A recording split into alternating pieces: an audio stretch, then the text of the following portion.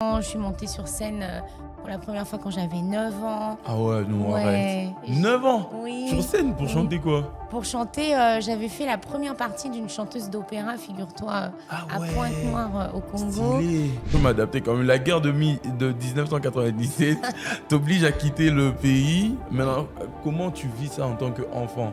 Ou t'es obligé de quitter ton pays à cause de la guerre? Ouais, c'est vrai que c'était pas une expérience. Il y a toujours un peu de séquelles. Je félicite toujours ma mère parce qu'en plus ma mère elle a dû gérer ça seule parce que mon père il était absent pour le travail pendant que la guerre ok. s'est déclenchée. Puis 2020, t'as dit, jusqu'à maintenant, t'as plus jamais arrêté la musique comme avant. Ah non, maintenant au contraire c'est de plus en plus rapide. Ah ouais. On s'arrête Donc pas. ça fait, là on est en 2025, donc ça fait 5 ans que tu as maintenant une carrière professionnelle et Oui. continue quoi. Oui.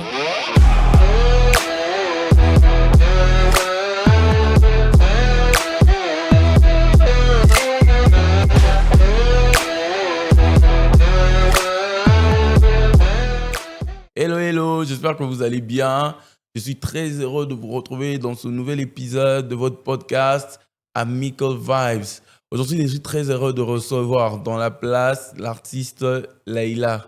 C'est comme ça qu'on prononce ton nom, Leïla ou C'est Laïla? Laïla. Laïla. Laïla, Ok. oui. C'est la première fois que j'entends Laïla comme prénom. Oui, Je avec connais un plutôt I de tréma. Leïla, Oui. mais je connais pas de. Enfin, t'es la première Laïla que je connais. Ah bah c'est chouette. C'est parce que c'est L-A-I tréma. L-A. Ah, ok. Donc la Ça veut dire prononciation quoi, c'est Laïla? Laïla. En arabe ça veut dire la belle nuit. Ah, stylé, la belle nuit. Bon, moi, bien que tu dégages vraiment une sorte de lumière et tout ça, mais c'est quand même beau, la belle nuit. Merci. Et c'est ton nom de naissance? Oui, c'est mon nom civil. Enfin, c'est mon prénom civil. Et mon nom d'artiste, c'est Laïla And The Groove. And the Groove. Oui. Ah, ça veut dire quoi? Bah, And The Groove, en fait, c'est parce que j'avais un orchestre. Quand j'ai décidé de faire de la musique professionnellement, j'avais un orchestre. Et donc, quand tu as un orchestre, il faut dire Ouais, il Laïla faut quand même et quelque chose. tu Ouais. vois, donc c'était Laïla And The Groove parce que bon, on envoyait beaucoup de groove et tout. Et après, quand je suis repartie un peu en solo dans la musique urbaine, T'as je me quand suis même dit, gardé le nom. je garde le nom parce qu'en fait, And The Groove, c'est un peu l'équipe, tout le monde qui m'entoure, tu vois, ça garde cet esprit un peu esprit-là. d'équipe. Ah, stylé, stylé. Oui. Je vois que Laïla t'es déjà rentrée un peu dans le sujet en parlant du groupe et tout ça. Peut-être on va en reparler. Mais j'aimerais d'abord que tu te présentes. Pour ceux qui te connaissent ou qui te connaissent pas, ou qui vont te découvrir pendant le podcast, si tu devais te présenter toi-même avec tout l'orgueil du monde, comment tu te présenterais? Ben, moi, c'est Laïla, artiste, chanteuse, rappeuse, vraiment juste passionnée de musique en fait. Et je me retrouve ici parce que je fais de la musique depuis très petite. J'ai commencé à chanter depuis que j'ai 5 ou 6 ans. Je suis montée sur scène pour la première fois quand j'avais 9 ans. Ah ouais, non, arrête. Ouais. 9 ans Oui. sur scène pour Oui. chanter quoi? Pour chanter, j'avais fait la première partie d'une chanteuse d'opéra, figure-toi, Ah à ouais. Pointe-Noire, au Congo. Stylé. Ouais, et j'avais chanté Killing Me Softly des Fugees à l'époque, Ah ouais. en live. Et quand j'ai fait ça, je me suis dit, waouh, mais en À fait. 9 ans? Oui, j'avais Tu t'en 9 souviens ans. aussi? Je m'en souviens très Ah, bien. moi, je sais ouais. pas si je me souviens des bails que je faisais il y a à 9 ans en vrai. Ouais, je me souviens pas de tout, mais c'était quand même très marquant, toute petite comme ça. Et puis le public était tellement content de ma prestation. Et du coup, en fait, j'ai toujours fait de la musique, en fait. Donc après, j'ai décidé de faire ça professionnellement il y a 5 ans, à peu près en 2020. Et puis, me voilà aujourd'hui, je suis passée de artiste avec un orchestre, musique un peu plus, on va dire, live, et à musique urbaine. Donc, toutes ces choses-là, je suis sûre qu'on en parlera. Ouais, exactement, exactement. Commençons même dès le début, comme tu le dis, là, tu as cité Pointe-Noire. Peut-être que tu ne l'as pas précisé dans ton speech, tu es artiste de Congo, de la République du Congo, qu'on appelle communément Congo-Brazzaville, c'est ça? Oui, c'est ça. Je réside en République du Congo, pas à Brazzaville, mais à Pointe-Noire, la tu résides capitale là. économique, Ok. la ville côtière, là où on a... Là, c'est mieux, je t'avoue, s'il y a la Ouais, plage et tout. exact. Là, on a la plage et puis la culture dit aussi qu'à Pointe-Noire, on a les artistes les plus talentueux. Ah, sérieux? On dit ça? Oui, c'est ce qu'on dit. Il y a pas mal d'artistes du Congo qui viennent de Pointe-Noire aussi? Oui, il y en Ou a c'est pas un mal. mythe qui est juste sorti comme ça? Non, en fait, là, il y a beaucoup d'artistes que vous connaissez maintenant ici, qui sont pour vous des artistes du Congo-Brazzaville. Ah, mais c'est pas pour- forcément de la ville Brazzaville. Exactement, ouais. Ok. Beaucoup viennent de Pointe-Noire, mais au final, Pointe-Noire, de par, c'est un peu plus éloigné. Parce que Brazzaville, on dépend quand même beaucoup de Kinshasa culturellement, il faut le dire. Et donc, beaucoup d'artistes de Pointe-Noire préfèrent s'installer à Brazzaville parce qu'ils se disent que c'est plus facile, il y a plus d'opportunités à Et toi, t'es Brazzaville. pas dans cette mindset-là? Non, moi, je suis bien à Pointe-Noire. Je suis bien Ah, à Pointe-Noire. ok. J'aime avoir mon petit cocon à Ouais, Pointe-Noire. ouais. Après, j'aime être mobile. Donc, je vais à Brazzaville, je vais à Kinshasa, je voyage quand j'ai Justement, besoin. là, on se parle, Oui. là, on est à Kinshasa, quoi. Exactement. Exact. Super, super. Donc, t'es artiste basé à Pointe-Noire Oui. et tu fais de la musique à Pointe-Noire depuis quand? Depuis 2016 à Pointe-Noire. Avant ça, moi j'ai vécu j'ai vécu dans beaucoup d'endroits. Je suis aussi canadienne, donc j'ai la double nationalité. Donc j'ai fait de la musique aussi un peu au Canada, j'ai fait de la musique en France aussi. Et en fait, ouais. je suis un peu à cheval entre la France, le Canada et Pointe-Noire, on va dire. Mais Pointe-Noire, c'est vraiment ma base et toute mon équipe est à Pointe-Noire. C'est là où tout se crée, c'est là où tout se fait en fait. Vraiment, je comprends. Et Ouais. t'as dit que t'as commencé la musique depuis 6 ans, c'est ça? Franchement, je pense que j'ai écrit ma première chanson. 6 ans, c'est peut-être trop parce que je suis même pas sûre que je savais tu écrire à savais 6 ans. Faut écrire, pas que ouais. j'abuse. Mais je pense que j'avais 8 ans. La Ok. première chanson que j'avais écrite, je m'en souviens même. Mais quelle est la place qu'occupait la musique dans ta vie pour que dès déjà 9 ans tu sois sur scène, 8 ans tu écrives une chanson? Je veux un peu savoir c'est quoi la place qu'avait la musique, peut-être dans ta vie ou même dans ta famille, peut-être. Oui, oui. Ah, c'est dans la famille. Tu as touché en fait. En fait, je viens d'une famille complètement artistique. Moi, je trop baignée dans la musique. Mon père, paix à son âme, mais il était passionné de rumba. J'écoutais. En fait, moi, je me rappelle à la maison les dimanches matins, même des fois, ça nous fatiguait, moi et mes frères, parce que à 6h30 du matin, il y a des T'étais familles, déjà par allé- exemple, si on te réveille pour aller à l'église. L'église, Mais ouais. nous, on te réveille. Mais à l'époque, mon père, il avait les disques vinyles là et nous bombarder la musique à partir de 6h Ah du ouais. matin à fond dans la maison. Et c'était Taboulé, c'était Franco, c'était Ah oui, stylé. Koffi Olomide, après c'est Fally Poupa. En fait, j'ai vraiment grandi dans la rumba. La rumba, c'était vraiment le berceau de mon enfant. J'en écoutais tout le temps. Ma mère aussi est très fan de musique plutôt salsa, latino. Ma grand-mère jouait du piano. Mon oncle, enfin, je viens d'une famille musicale, tout simplement. Et comment tout ça, ça t'a construit? Oui. Comment ça t'a construit tout ça? Juste l'effet d'écouter ou bien tu t'entraînais à la maison aussi? Oui, le fait d'écouter. Et puis mon père était aussi producteur, donc Ah, ok, depuis toute ok. petite, il produisait des orchestres. Il donnait toujours de la force. Donc j'étais toujours dans les milieux des orchestres, la musique live, le milieu du sport un peu, mais le milieu du sport, il y a toujours de la musique dedans. Et moi, ça m'a construit en fait.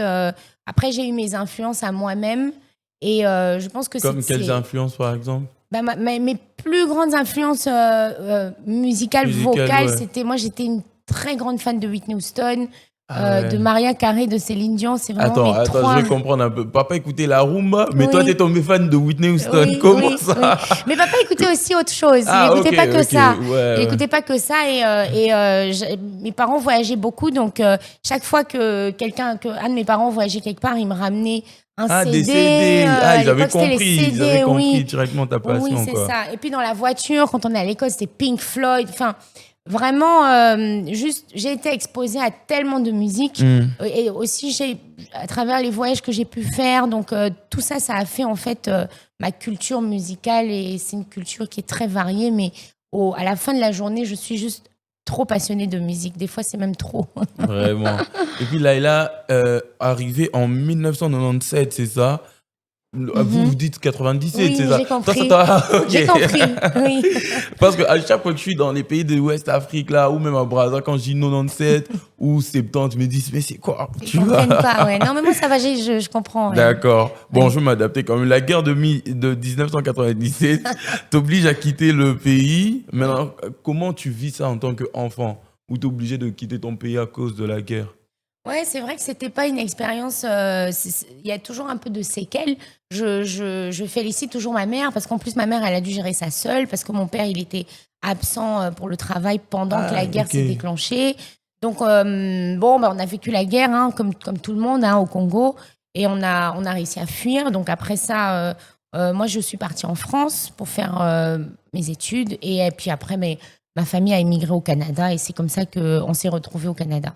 Après, les séquelles de la guerre, moi, mes frères, ils veulent pas trop revenir au pays. Mais moi, j'ai dit, ok. Ouais, eux, ils reviennent pour les vacances. Mais moi, quand pas j'ai... t'installer encore. Non, moi, quand j'ai fini mes études au Canada, j'ai dit, moi, le froid, là, j'aime bien le Canada et tout, mais moi, je supporte pas le froid et tout ça. Moi, je dois revenir au Congo, je veux aller vivre à Pointe-Noire. En plus, je suis native de Brazzaville, mais je voulais vivre à Pointe-Noire parce que j'aimais bien la mer. Et puis, bon, il y avait plus d'opportunités aussi professionnelles pour moi à Pointe-Noire. Donc voilà, c'est comme ça que je me retrouve encore. Mais qu'est-ce que cet exil-là a changé dans ta vision de voir les choses? Ou rien du tout? Déjà, quand il y a eu la guerre de 97, moi, j'avais jamais été en Europe. Donc, moi, c'était ta première fois. je restais au Congo. J'allais en vacances aussi au Kenya parce que mes grands-parents maternels habitaient là-bas. Donc, c'était constructif. C'est bien de découvrir autre chose, de découvrir d'autres cultures, de vivre aussi. Parce qu'on peut aller en vacances en Occident, mais quand on y vit, on a carrément une autre vision. Et moi, je n'ai rien du tout contre l'Occident, mais moi, je suis bien en Afrique et je compte bien juste rester ici.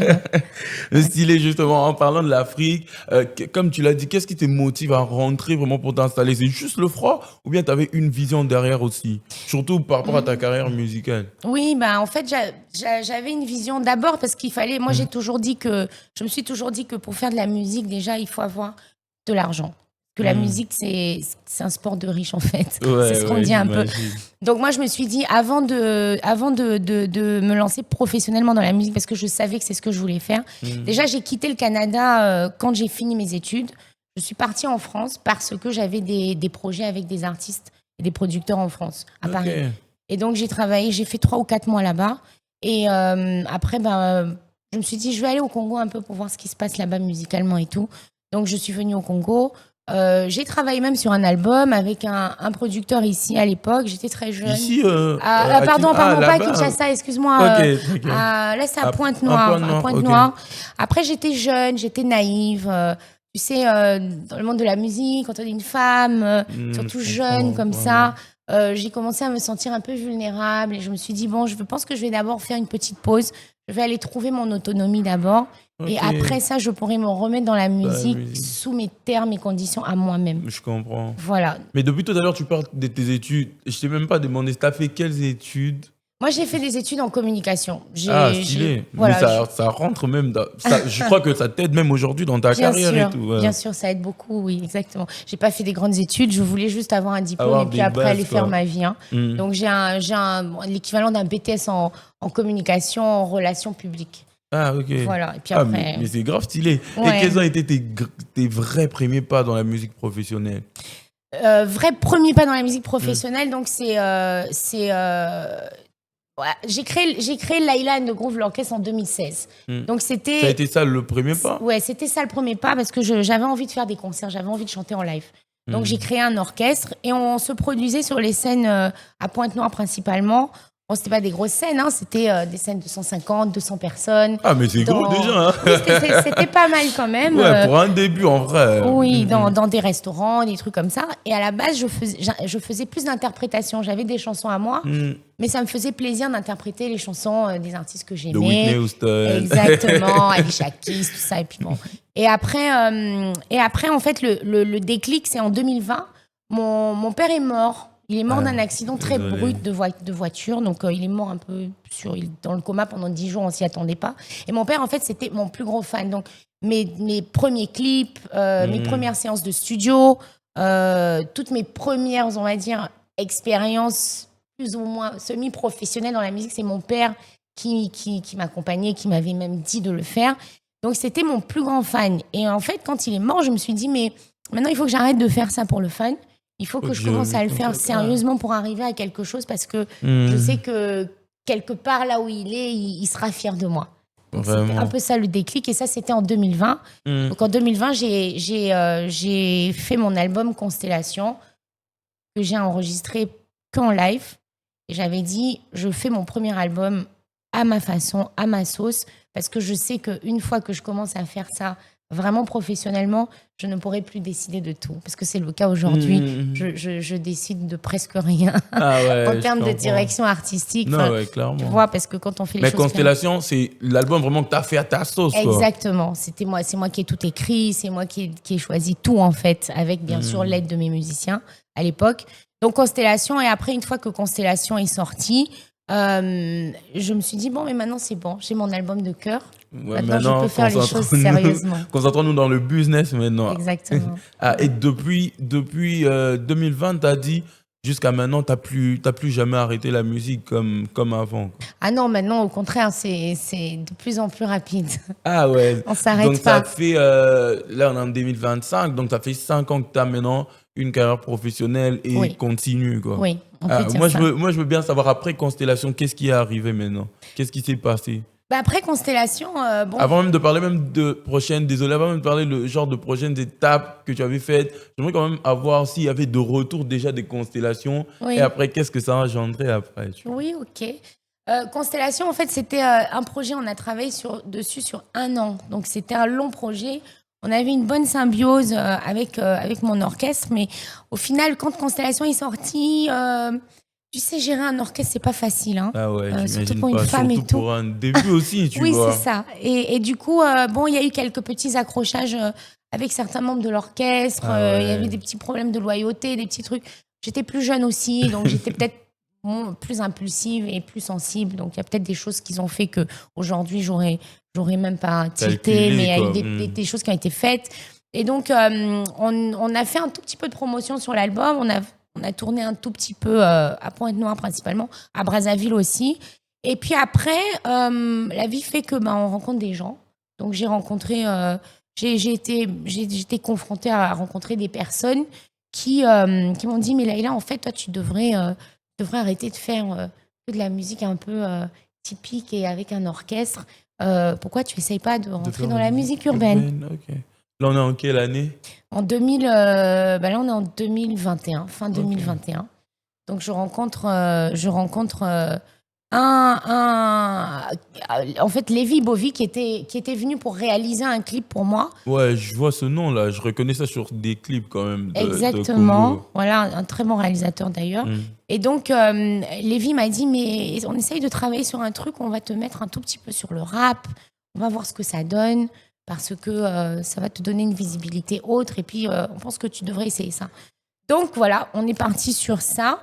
Et de faire du slow et du zouk et du R&B, mais je suis passée à rencontrer l'artiste Makalba Maléchek, Ah, ok. qui est un rappeur très hardcore. T'as un son avec lui? Voilà, c'est ça. Donc en fait, on a fait ce featuring avec lui, Moissia Bamettre. Et c'est là où Moissia Bamettre, voilà, ok. que tu connais. Et donc c'est Moissia Bamettre en fait qui m'a révélé au ok. grand public. Donc Ah, il y a super. beaucoup de gens qui me connaissaient pas, mais cette chanson-là, pour une raison ou pour une autre, on sait jamais ce qui marche et ce qui Exactement, marche ce pas. qui marche, exactement. C'est ça. Et donc Moissia Bamettre m'a vraiment révélé au grand public congolais. Donc j'ai continué un peu sur le rap, j'ai surfé un peu sur cette vague. Et puis maintenant, je reviens sur le chant. Ok, je comprends. Voilà. Aujourd'hui, Laïla à Kinshasa, est-ce qu'on peut dire que Laïla est maintenant à la conquête de Kinshasa? Ah bah absolument. Ok. J'ai conquéri mon pays, maintenant je vais conquérir le vôtre. Ah, bah, avec plaisir. Avec plaisir. Et en parlant de Kinshasa, dernièrement, on a vu un rapprochement avec l'artiste Sointement, avec qui tu as collaboré dans Deux fois. Mais je crois que Deux fois deux. Ah, Deux fois deux. je dis des bêtises. Deux Désolé. fois Ah, deux, c'est c'est dans la la chanson, question. plutôt on dit est-ce que 2 fois 2 égale 2 fois 2 Oui. fois? Ouais, ouais. Oui. Ah, la chanson s'appelle Deux fois 2. 2 fois 2, ouais. Ok, tu as collaboré sur la chanson Deux fois 2, mais je crois que même bien avant, là, tu étais à son concert. J'ai l'impression de t'avoir vu à son concert aussi. Effectivement, ouais. À J'y Bandal. étais le mois dernier, je pense. Ouais, oui. à Bandal, ouais. Oui, ouais. oui. Je veux un peu savoir comment ça s'est fait, ces rapprochements avec Sointement, l'idée de collaboration avec lui, comment tout ça s'est passé. Bah, Sointement, en fait, je le suivais déjà depuis un moment. J'aimais bien ça, son délire. Je me disais, mais ce mec-là, il est en couche et tout. Qu'est-ce qu'il fait? Mais en même temps, il fait de la bonne musique. Ah, et... tu le suivais depuis l'époque où il portait des cache-couches, là. Oui, oui. Moi, je l'ai découvert quand il avait fait le clip avec Diesel Gucci. Il avait fait un featuring Ah avec oui. Diesel Gucci il y a oui. 4 ans, enfin, il y a un moment déjà. Et j'aimais bien le personnage. après, quand je commençais à écouter aussi ses textes et je voyais ses clips, je me disais, il a un truc, ce gars, il est pertinent, mais comique en même temps, et puis il a du talent. Donc, j'ai rencontré quelqu'un qui connaissait Sointement. Donc, Nathan Lumumba, d'ailleurs, s'il nous suit, je le salue, je le remercie toujours pour le lien. Donc, on a rencontré Sointement, on est venu à Keene. Et on a vous êtes rencontrés là-bas? Non, on s'est appelé au téléphone d'abord. Okay. Et après, on a dit, il a accepté de faire un feat avec moi. Et donc, j'ai dit, OK, moi, j'arrive à Keene et on fait le projet. Et en plus, ce projet, on l'a enregistré on a commencé à l'enregistrer je crois que c'était en juin 2024, l'année dernière. Ouais, ça fait déjà date. Un moment. Donc, la connexion, elle date de... Oui, elle date. Ah non, mais non, oui, plus d'un an, parce qu'on est déjà en fin décembre presque, oui. Et après, Sointement et moi, on a aussi... on a passé un bon moment au studio. J'ai trop aimé la direction artistique dans laquelle il a emmené ce qu'on a fait.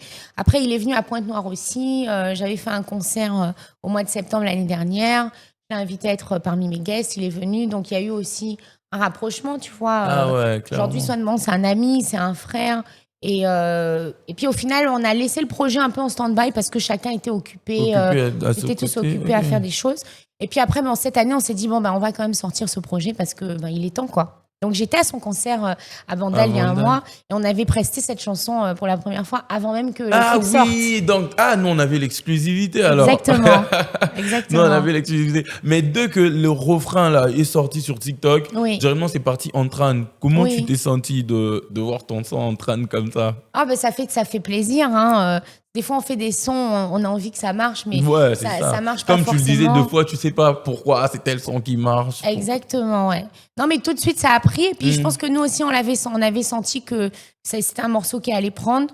Donc, on est très contents des challenges sur TikTok. Et puis, on est surtout très contents des retours que j'ai sur la chanson. Je pense que la chanson, elle plaît. Ah, vraiment, ouais. Ça, je peux te le confirmer. Ça se voit même avec des vidéos et tout ça. Ouais. Et aujourd'hui, quand tu regardes ton parcours, tu te dis, forcément, c'est quoi les prochaines étapes? Bien sûr. Les étapes, il y a encore beaucoup de chemin à faire. On est encore là, comparé à là où on veut aller. Ma vision, elle est très grande. Moi, je veux exporter ma musique. Moi, je veux être streamée. Je veux représenter mon pays à l'échelle internationale parce que je sais que j'en ai le potentiel et je sais que j'ai la vision. Donc là, on est en train de travailler sur l'après 2x2, on va dire. Et on est en train de travailler sur un projet. Ça fait 3 ou 4 mois que je suis en studio pour ça. Et puis, on part vraiment sur... Un projet solo?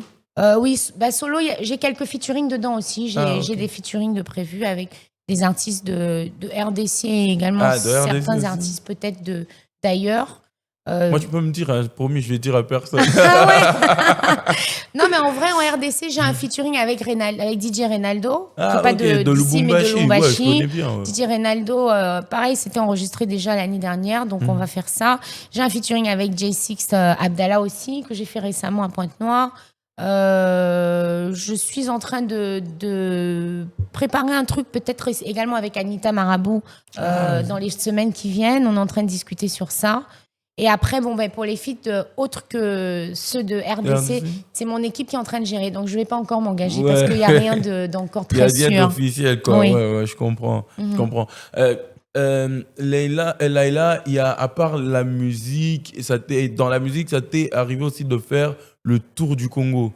C'est lorsque j'ai lu dans ton pressbook. C'était quoi le délire derrière le tour du Congo? En fait, j'ai eu un délire un jour où j'avais envie j'avais 2 mois où j'avais rien à faire. Parce qu'en général, je suis très occupée. J'ai d'autres occupations à part la musique, bien sûr. Et je me suis dit, moi, je suis congolaise. Je suis revenue vivre au Congo depuis presque 13 ans et je ne connais pas le Congo. Donc, j'ai eu cette idée c'est même pas moi qui ai eu l'idée, c'est un membre de mon équipe qui m'a dit, mais pourquoi on ne fait pas un tour du Congo à pied? Ah ouais. Et donc, j'ai dit, mais c'est une bonne idée. Mais est-ce que c'est possible de le faire? Non, mais c'est quoi le délire? Je n'arrive pas à imaginer. Vous êtes assis et puis vous dites, on va marcher. D'où à où?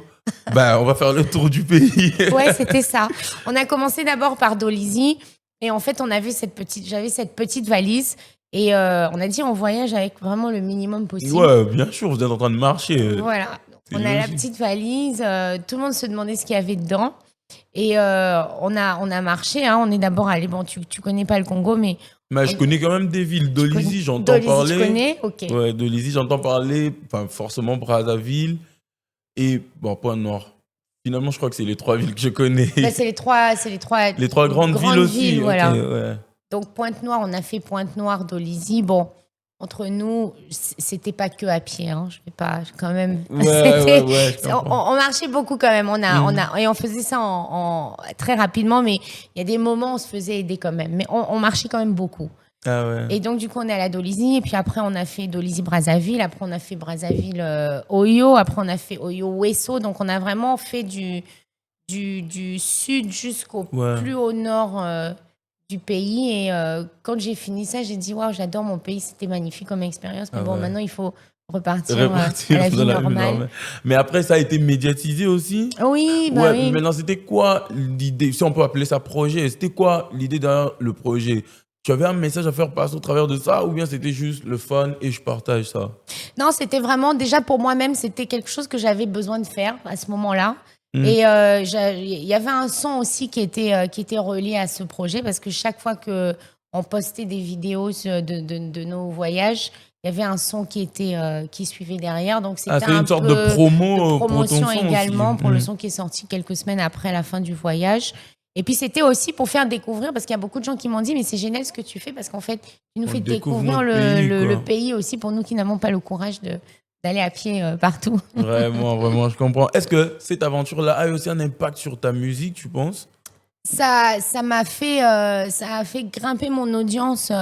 C'était incroyable. L'impact, c'est plus côté chiffres, tu vois.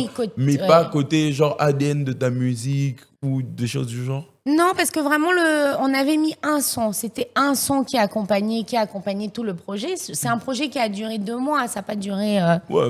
Ça s'est pas étalé sur trop de temps. Mais c'était surtout. En fait, l'avantage qu'il y a eu, c'est que mon audience a grimpé, mes abonnés ont grimpé. Enfin, je me disais, mais des fois, on se dit. On fait de la musique, mais bon, peut-être que je devrais juste faire marcher à pied et puis augmenter mon audience. Mais non, c'était en termes musicaux, c'était vraiment la promotion d'un projet qui sortait. Clairement. En fait, là, on a un concept ici dans le podcast, ça s'appelle le zapping. En fait, je vais te poser une série de questions que tu vas y répondre rapidement. Mais si tu penses que cette question-là, tu n'as pas de réponse à ça, tu zappes. Tu vois. Mais sauf que tu as le droit de zapper qu'à une question. C'est ton joker, tu vois. Donc, il faut choisir. Il y a juste cette capacité à choisir la bonne question à zapper et tout ça. Ok, très bien, on y va. Bah, voilà ton zapping, Laïla. Tu préfères le live ou le studio? Le live. Ah ouais. Tu préfères chanter ou rapper? On va aller chanter. Chanter? Ok. Tu préfères Pointe-Noire ou Toronto? Pointe-Noire. Pointe-Noire? Ouais. Pourquoi? Parce qu'il fait chaud à Pointe-Noire, à Toronto, il fait froid. Une artiste femme qui t'a le plus influencé? L'artiste femme qui m'a le plus influencé, une artiste femme qui m'a le plus influencé, Céline Dion. Céline Dion. Musicalement, oui.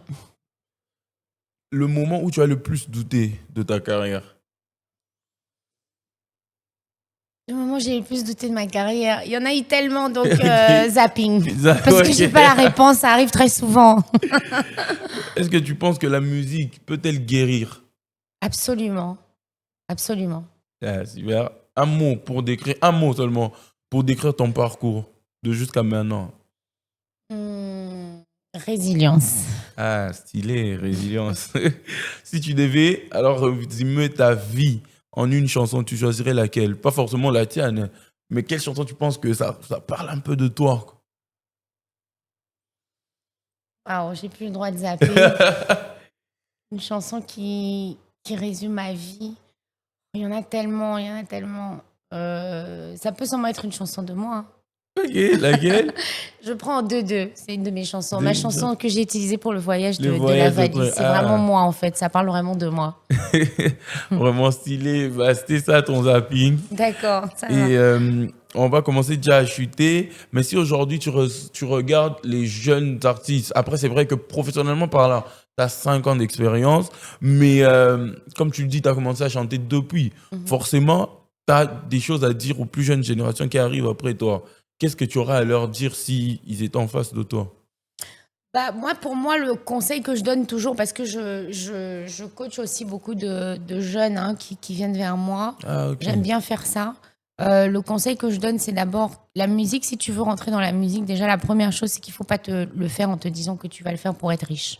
Ok. Parce que ça demande tellement de sacrifices. En fait, si tu veux vraiment te lancer dans la musique, il faut être sûr que tu aimes ça vraiment, mais de manière vraiment, c'est vraiment d'abord, il faut le faire vraiment pour beaucoup de passion.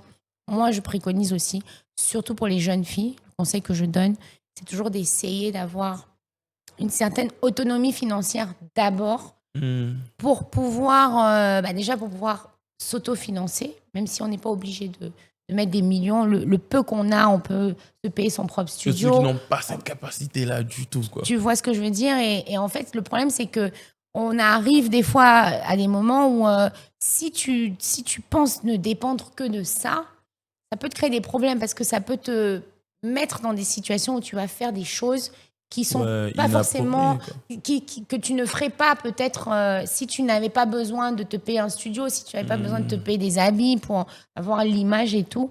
Moi, mon plus gros conseil, c'est d'abord, il faut vraiment être sûr d'aimer ça. Il faut vraiment être sûr d'avoir une vision et de vouloir aller jusqu'au bout.